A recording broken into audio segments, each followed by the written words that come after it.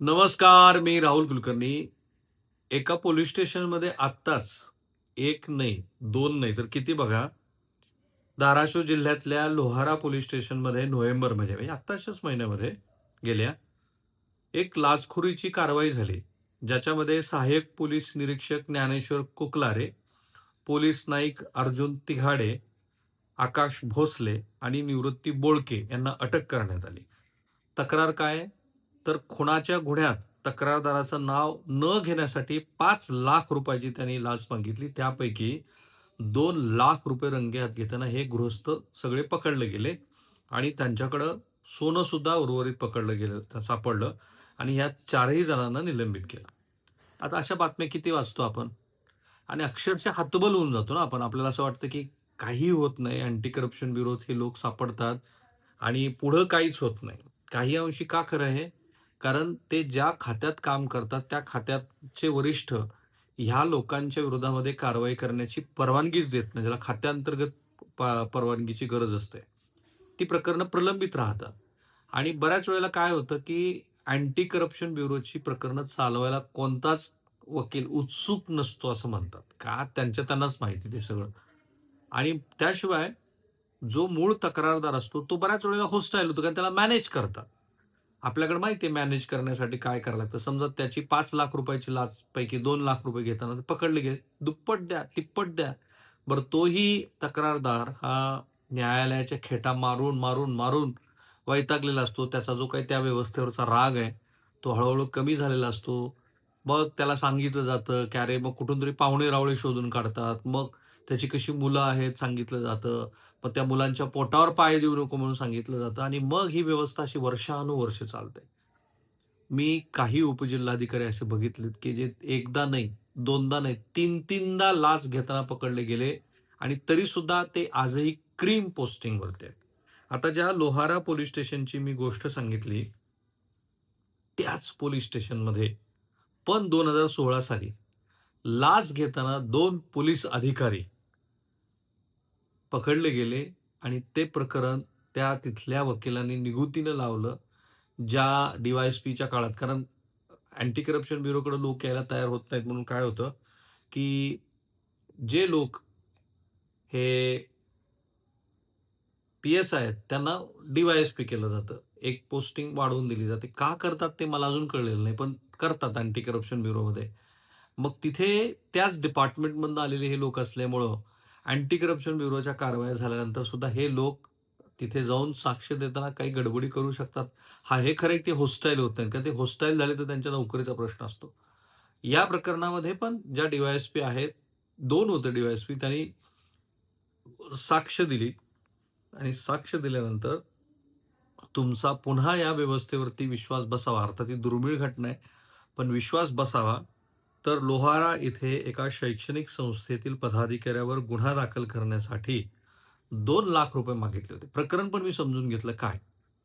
तर सरकारचं त्या संस्थेला जे त्यांचं काही असतं ते अनुदान आलं किंवा ते काय म्हणतात त्याला त्या टप्पा आला अनुदानाचा. मग टप्पा आल्यानंतर 2 संस्थेत वाद निर्माण झाले, की कुणाचा टप्पा आत्ता येणं अपेक्षित आहे? मग आमचा टप्पा का तुमचा? आणि त्याच्यात 2 संस्थेत वाद लागले. छोटासा तालुका आहे. ज्यावेळेला श्री दिवंगत मनोहर जोशी हे मुख्यमंत्री झाले, त्यावेळेला महाराष्ट्रात अनेक तालुक्यांची निर्मिती करण्यात आली. त्यापैकी तो एक तालुका आहे. त्याच जिल्ह्यामध्ये वाशी, लोहारा अशा 2 नव्या तालुक्यांची रचना करण्यात आली आणि परंडा अशा ह्या सगळ्या तालुक्यातनं त्याच जिल्ह्यातले 3 ॲडिशनल तालुके होऊन 8 तालुके झाले. असं मराठवाड्यात बऱ्याच ठिकाणी झालं. आता त्या छोट्याशा तालुक्यामध्ये हे एक महत्त्वाचं पोलिस स्टेशन, तर तिथे छोट्या-छोट्या संस्था शैक्षणिक त्यांच्यात वाद. मग एकमेकांच्या विरोधामध्ये खरे-खोटे गुन्हे दाखल करायचे. त्याच अशा एका गुन्ह्यामध्ये संबंधित मंडळीवरती गुन्हे दाखल करावे, त्यासाठी ₹2,00,000 ची लाच मागितली. त्यातले ₹50,000 घेत असताना त्यांना अटक झाली. त्या फौजदाराला आणि त्याच्या सहकाऱ्याला उमरगा इथल्या अतिरिक्त सरन्यायाधीश के.एम.एफ. खान यांनी प्रत्येकी 3 वर्ष सक्त मजुरी आणि ₹5,000 चा दंड ठोठावलाय. लोहारा इथले सुरेश गुंडेराव वाघ यांनी शिक्षण संस्थेविरोधामध्ये दिलेल्या तक्रारीवरून गुन्हा दाखल करण्यासाठी तत्कालीन पोलीस निरीक्षक संतोष बाबूराव गायकवाड सध्या पुणे पोलीस मुख्यालयात ते कार्यरत आहेत. यांनी ₹50,000 लाच मागितली होती. तसंच तत्कालीन सहाय्यक पोलीस निरीक्षक शाहूराज महादेव भीमाळे सध्या सेवानिवृत्त झालेत हे.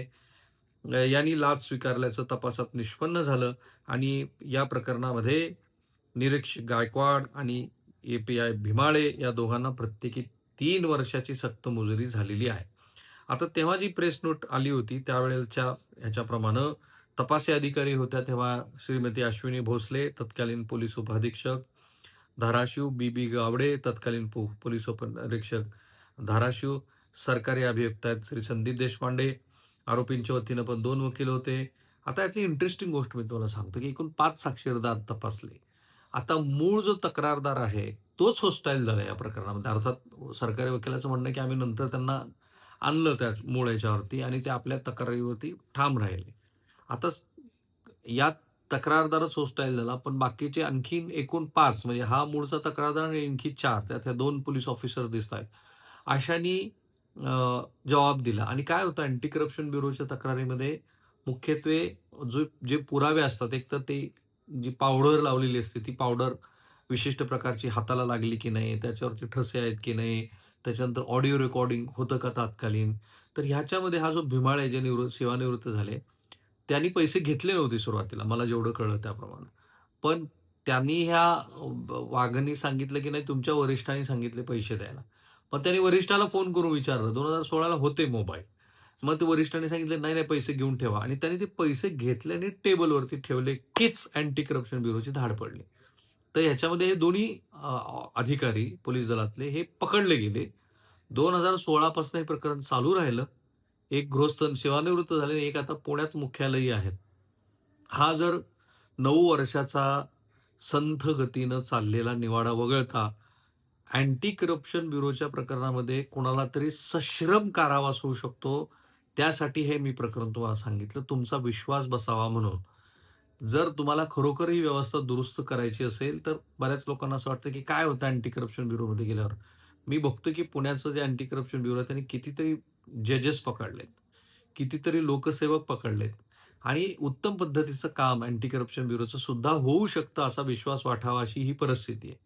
मग अशा वेळेला पुढे येऊन तक्रार दाखल करणं, त्याच्यावरती ठाम राहिलो आपण, तरच ते एक्झाम्पल सेट होतील. काय होतं सरकारकडनं आपण अपेक्षा धरतो, की सरकारने कारवाई कशाच्या आधारावर करणार?